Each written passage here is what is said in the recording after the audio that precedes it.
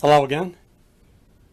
Well, we're getting close to another heating season, and I decided to make yet another modification to the Glenwood boiler. Now, this is something I haven't liked since day 2, and that's the hinges on the left side of the door. They're manufactured so they are not adjustable. So as the gasket wears, you can't compensate for it. You're stuck with whatever you got. Now, on the latch side, it is chamfered. So as the gasket wears or compresses, you can push the handle down farther, and that compensates for that. But there's nothing on the hinge side. So what I've done is I've made a couple plates that are slotted, and I'm going to take these brackets off, cut them off, and weld these on in place. And I've got a tapped hole there, and so once they're in place with my Allen head screw there, I can draw this in towards the boiler and make that gasket tighter. So once I get this modified and back together, I'll let you take a look at it. Okay, I have completed the door hinge modification. That's the top hinge pin. There's the bottom hinge pin. I've made it slotted so I can move the door in closer to the boiler to tighten up the gasket on the hinge side. Now, I measured from the boiler to the front side of this door before I started the modification, and that was 2 7/16 of an inch from the boiler to this plate right here. And now, when I measure that same space, and get my ruler to cooperate here, it is just 2 1/4 inches. If I can get that to 2 1/4 inches. So it's almost 1/4 of an inch that I pulled that door in before that gasket was seated. And that's in just, I don't know, I used it 6 months maybe. And I just drilled and tapped on this side here for a screw and this side here for another screw, and I can just walk that back and forth until that door is adjusted properly. I got thinking about it, and I said, well, while I'm at it, this was a bolt, a nut and a bolt, right there. There it is, a nut and a bolt.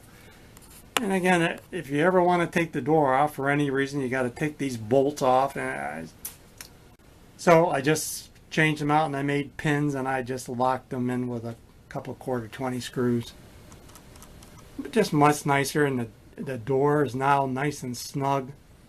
And as the gasket wears, as it will, I can just couple turns and it's good to go. I mean, it just, this stuff here is no-brainers.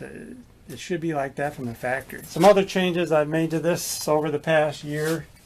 The original blower system is gone, and I've changed over to a 12-volt DC scroll cage fan here.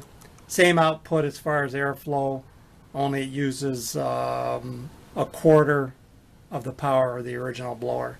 And to adjust the draft, I just have this little gate right here.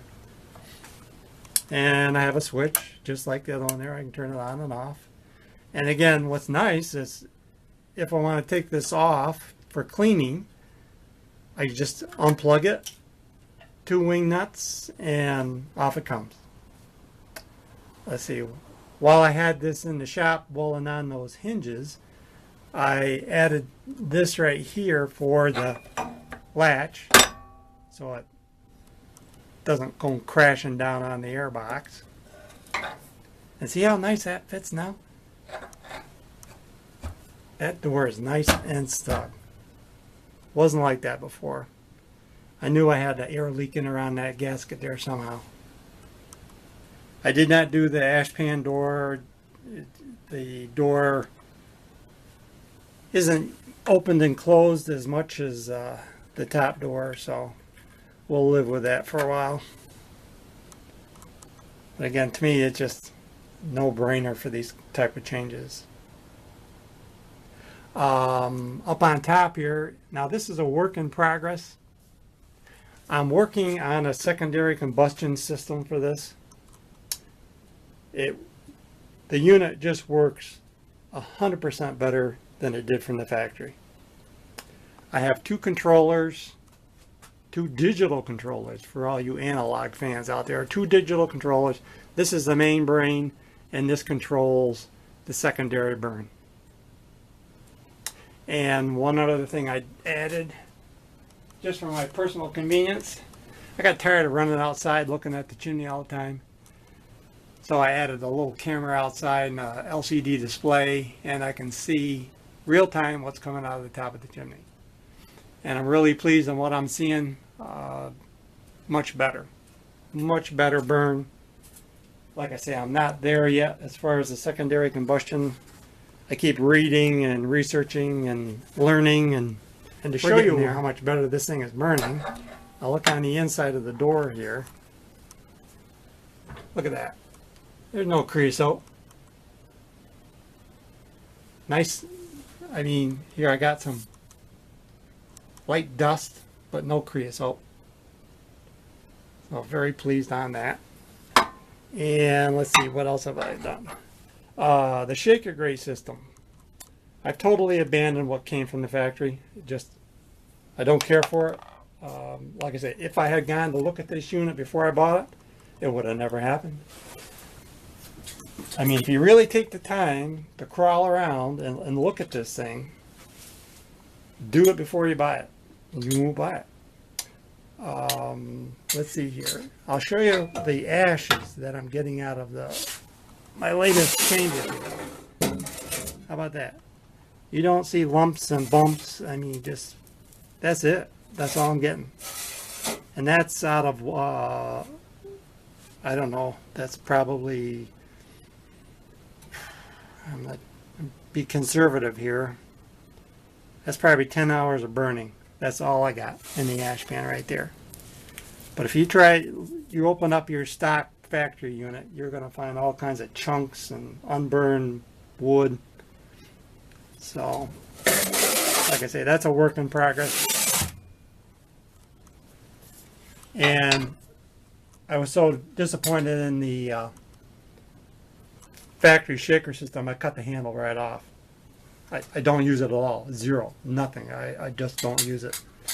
If by some chance I switch back to coal in a later time, the handle can just slip back in here. I tighten that up and I can go back to the factory shaker system.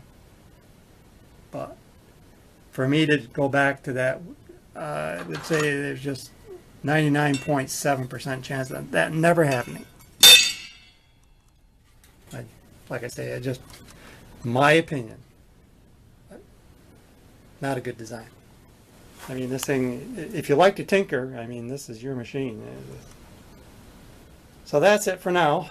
If I come up with something that I'm 100% satisfied with on the secondary burn, I will certainly let you know. I just happened to notice, I guess I got a water leak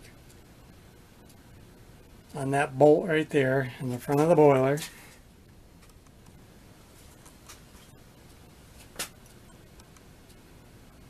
How disappointing is this? I mean, it's not. Looks like it got maybe some seepage on that bolt. Some seepage on that bolt. Seepage on that bolt.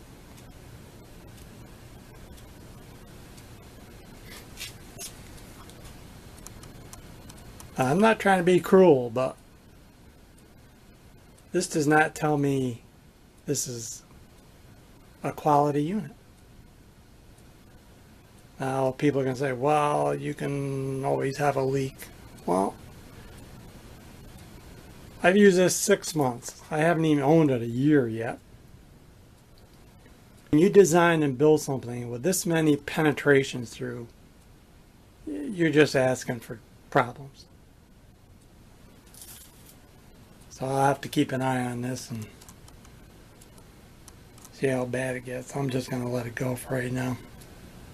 Obviously I have to drain the boiler down. Take those bolts out.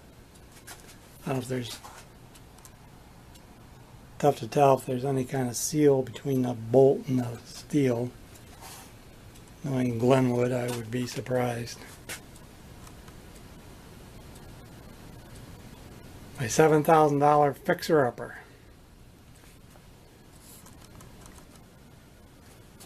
So that's it for now. I appreciate you taking the time to watch us, and have a nice day.